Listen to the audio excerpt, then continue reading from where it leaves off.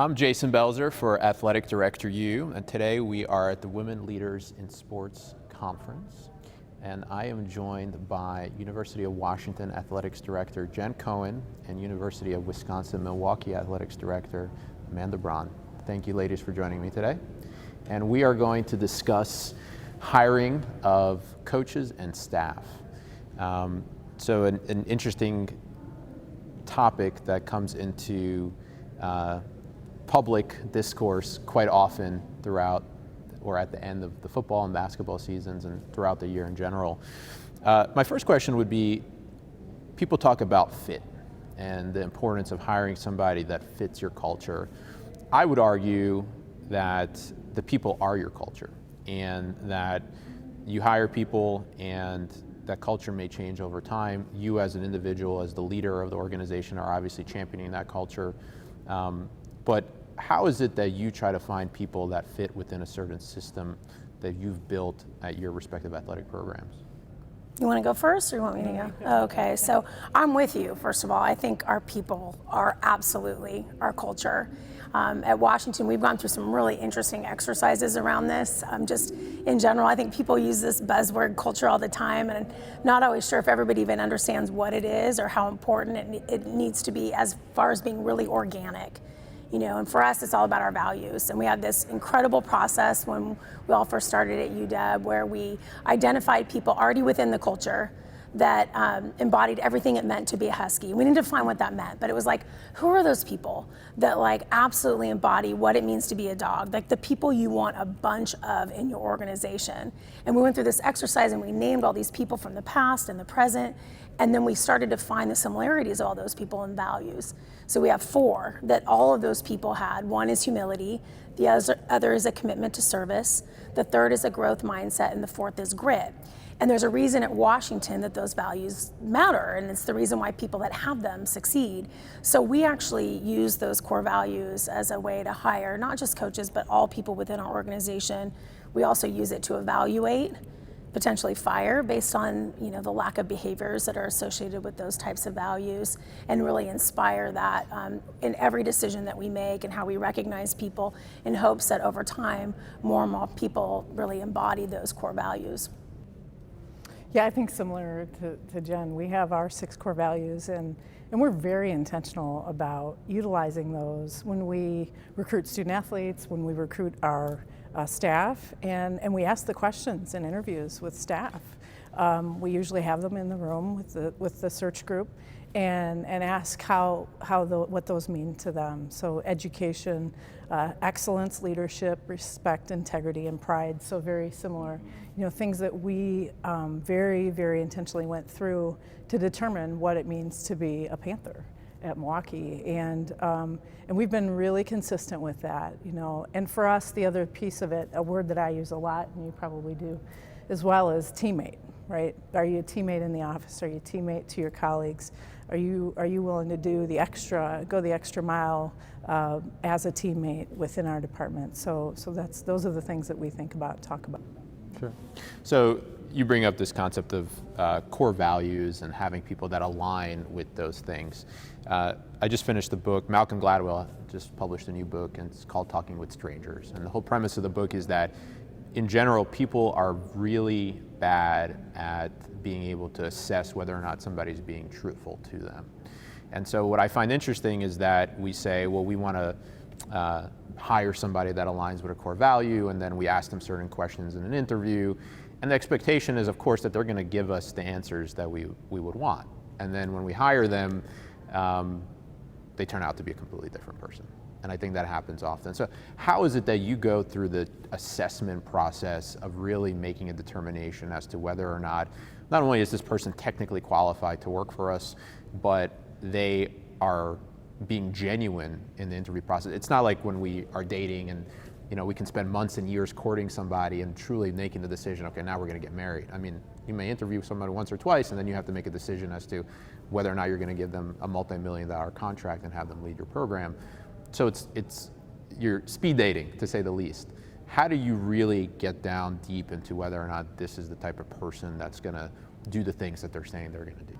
Well, there's no doubt that when you're hiring, and especially a visible coaching hire, that the pace of that hiring process can put a lot of pressure on you, right, to maybe not do all the homework that you need to do. But the reality is, in our jobs, a lot of us are trying to do that homework all the time. And so I think the better prepared you are for any change that you might have in a senior level position that you might have within the athletic department or with the head coach, the more homework you can do on the front end. And that homework isn't necessarily just about the engagement that you have with that person, it's about the engagement that you have with other people that are around that person from a variety of different perspectives. So I think that's really critical. I also think just spending the time to meet talent. Like, I do a ton of informational interviews at every level, and I do that because I think over a course of time, I'm going to find some people in that, in those interview processes and in those initial meetings where it isn't like a speed date, because I may follow their careers for 5 or 10 years, and now I kind of do know what they're all about. Because over time, you start to really figure out what people are all about. So I think front-end work is really important.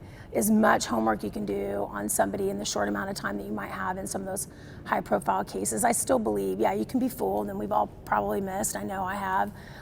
But I also think that there's a lot you can find out about people in our industry. I mean, come on, it's a pretty small industry, and everybody in our industry knows each other. So I just think you need to take the time to talk to other people and not just go on your own instincts. Yeah, I think that's true. In the compressed time frame, the time that you do get to spend with the people that you're considering is critical. You know, how they respond to you. You can usually pick up on nonverbals of how genuine they are. And you know, I think when you interview people, you're not interviewing people to hire the best interviewee. I'm actually okay if somebody's really nervous, or you know, you see an authenticity there about them, and then the people in the business and the continuity of how you're out there talking with folks. And I tell people all the time, you know, to connect with people and network is about finding people that share your values, and then through those people, you're going to meet other people that have similar values. So you know, around each of the people you're considering are those that share their values, and talking with and finding out who those people are really helps frame who the person is. You know, I was just thinking of, you know, confidentiality is so important in some of these hires, but I just think, especially in that case, like just having a diverse set of eyes and ears and like personalities within your executive team. You know, we do a lot of internal. I don't really like to have external stakeholders involved in any hiring. I just think it's too biased. But you have to have enough people within your organization that don't see things the same way you do. And I think if you can really maximize that, a lot of times you're going to catch something that maybe you don't personally see as a leader. Well, I know in the past you've spoken about the fact that you have a devil's advocate in terms of making strategic decisions. Do you have somebody that does that during the process of hiring somebody, where you have somebody stand up and give reasons why you shouldn't maybe make that hire? I think it depends on the search, right? I mean, I think that a head coaching hire is a very different pace in any of the head coaching hires that we've done versus maybe any other position that we have in our department. But in all those cases, there's been enough engagement that people feel really comfortable saying, you know, I didn't feel that, or I felt this, or hey, I get that, but just be careful about this. So yeah, I think that's part of the culture, is like people have to be invested in loving the place, right? And like being truly committed to something bigger than themselves. And if you can do that within your organization, then you have a better shot, I think, of people being more honest, because they're invested. They're in it. They want this thing to work, whether it's somebody in their unit, whether it's a coach they oversee or not. Everybody needs to be successful. And when you build that kind of environment, I think you get more honesty from your employees. Is there a difference between hiring a star basketball or football coach as compared to hiring an assistant AD? I mean, obviously you're not putting maybe the time and the resources into hiring somebody on the lower levels of a program than at the upper levels, but is that the wrong thing to do? Should you be assessing every single person under the same rubric and looking at them and putting in the time necessary to make those types of decisions?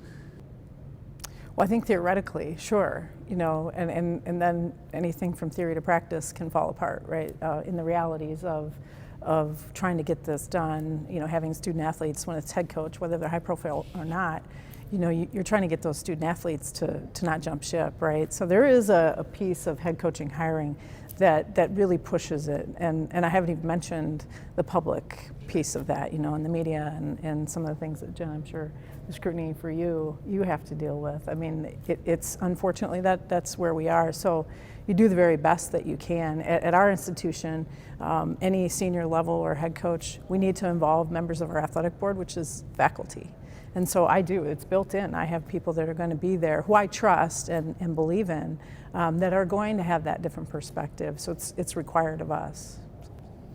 Yeah, I mean, the biggest difference in this thing is pace and visibility, right? And you can't argue the economic impact that it may have on your department if it's a football and basketball coach. But at the end of the day, like, every person you bring on board matters. I mean, we've missed on positions that are entry-level positions that have had a ripple effect in our athletic department on the lives of our students and our ability to be successful. So, we're trying really hard to get better at this. Also, just like managing performance better and like having hard conversations. Like, it doesn't matter what the position is. Every person has to come into your culture prepared to commit to serving our students. Like, that's how I feel. And so if we miss on one, regardless of what level it is, then we've missed, and we have to get better at it.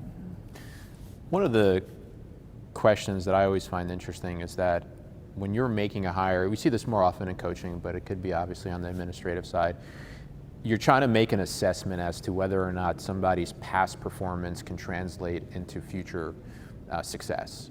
And in particular, when you're making a hire, in your case, both of you actually hired head coaches for your basketball programs that didn't have head coaching experience previously, which is, first of all, very unusual at a Power 5 level.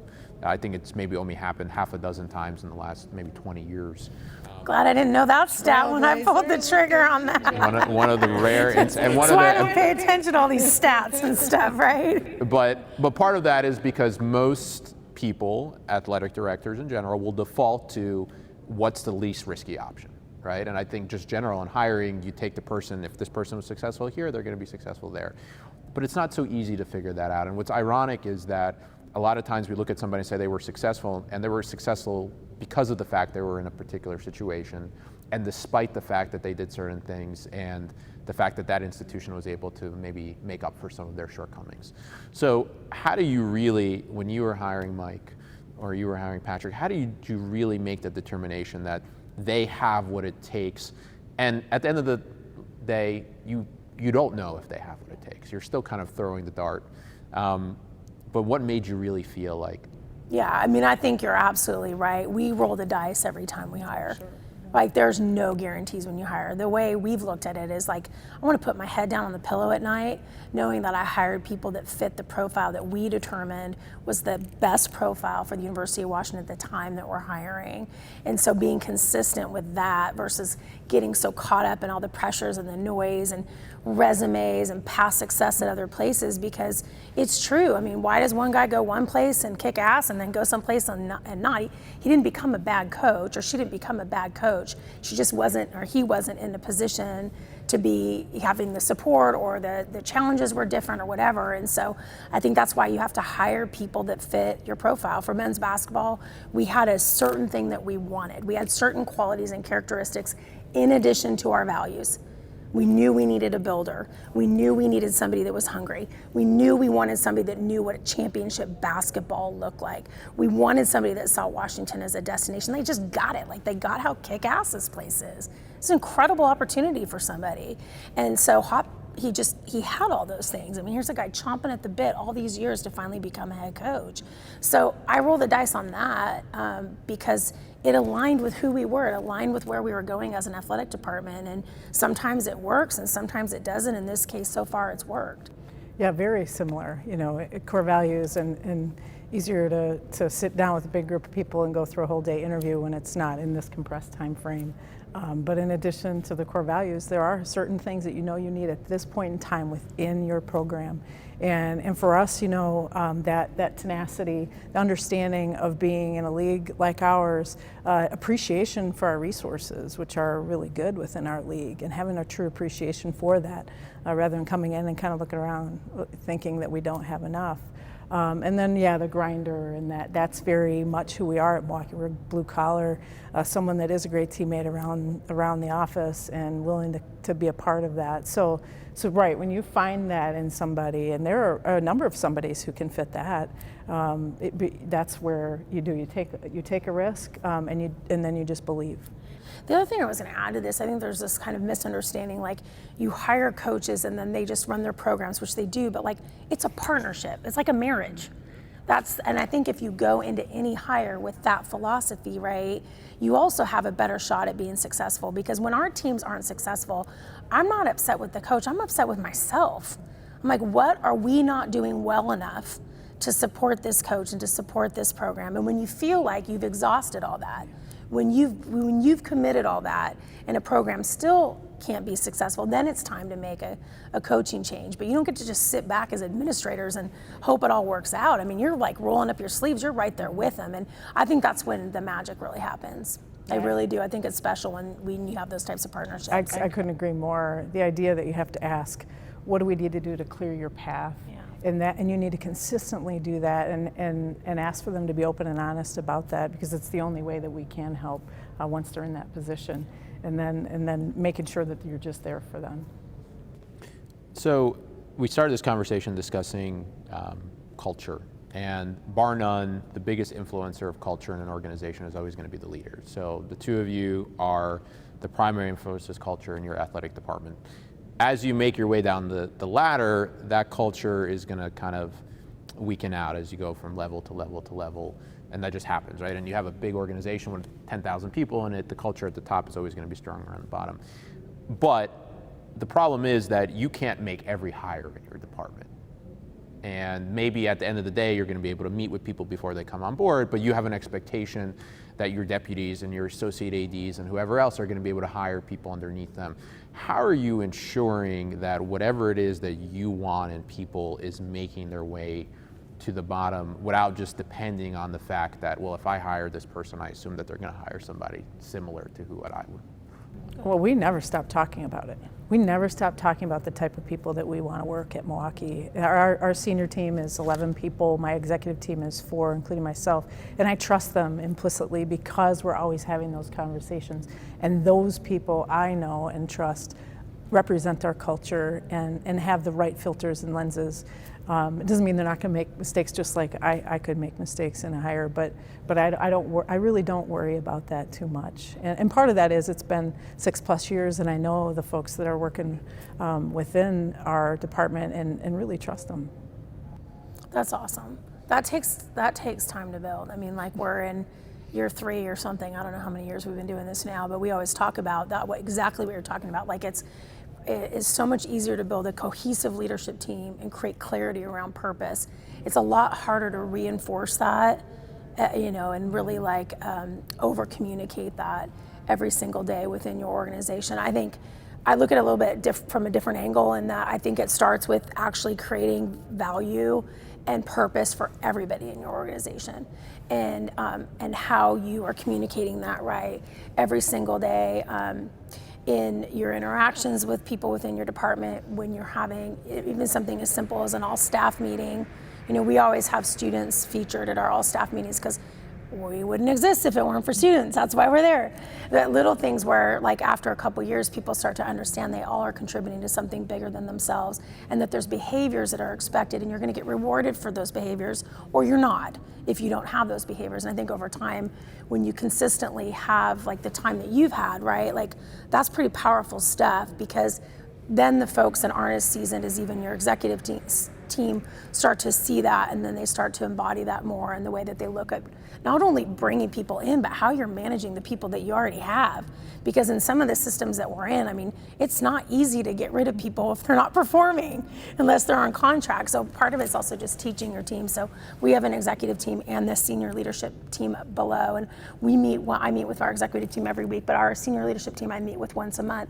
We spend most of our time just talking about leadership, big picture challenges, a lot about our vulnerabilities and areas of weakness, starting with me and the things I need to do and they need to do to get better as human beings. And then that starts to trickle into the other people that they manage that are trying to teach that with their people, and then you hope over time it starts to grow throughout the organization. So my last question is, how far ahead are you guys thinking about when it comes to hiring? I mean, do you already have a plan for when this coach leaves or this person leaves? And then when you hire, are you thinking about succession? Are you thinking about, well, is this the type of person that is going to be good in this role, but I can also maybe promote if they get 6 months to a year of experience and then keep moving up that way? Or I'm just putting them here and you know, if it works out, it works out. If it doesn't, it doesn't.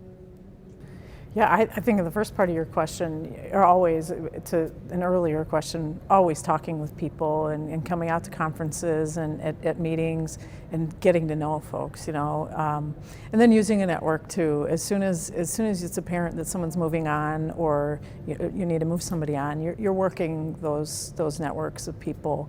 You know, I don't have a list. You know, you've got some names that you know, people you've noticed, some successful programs. But it's pretty fluid, right? In terms of the internal side of things, yeah, I watch our staff I pretty closely. I see their interactions. I see how they respond to failure, to stress, to opportunity, the initiative, and things like that. So you're taking mental notes, and sometimes you do have that moment of like, whoa, they'd be really good in this role if that ever becomes open or available to them. There were so many questions in your question. I'm trying to figure out which one I'm supposed to be answering right now. I think one, this is a fast-paced industry that we're in now. I mean, I used to be a big believer in like long-term strategies, but I'm going to be honest, like it's a lot harder to do that now, even with our business strategies. I mean, our business can change. I mean, look what's going on in our business right now. I mean, our business can change within a year. So I try to not get too attached to like really long-term outcomes and make any decisions on something that may or may not even be real or factual at the time. That's a skill that's new for me in this role that I didn't have before. I used to be much more of a 5-10 year plan person. I think it's just harder to do that. I do think you need to understand the circumstances that you're in with the area that you're hiring for, and have enough of a sense of how long you think you're going to need people to be in those roles. And then sometimes you have control over that, and sometimes you don't. With our head coaches, we spend a lot of time on our head coaches. Where would they leave for? We talk about that all the time. Where would they go? What could open where they could go in every one of our head coaching positions? What's their mood? What are the other opportunities out there? How can we reward them, not just with compensation, like little things like throwing a couple coaches on a donor plane for a football game that are spring sport coaches, just like little touches and different things that you hope can kind of keep people still motivated to be part of you. But I think you said it beautifully, you pay attention to your people. We try so much to understand our people beyond the work. What's their spouse all about? What's their financial situation about? How the commute is impacting them, and just different things. Oh, now they've had kids, or they're not going to have kids because they can't have kids and do this, and all those things contribute to, I think, whether people decide to stay or decide to go, and they also contribute to whether or not they can be part of your succession planning. I've seen highly talented people that could have taken off in the work, but because of other personal reasons have chosen not to. I think you really need to look at people holistically. On that note, Jen, Amanda, thank you for joining us. That was a very insightful discussion. I appreciate it.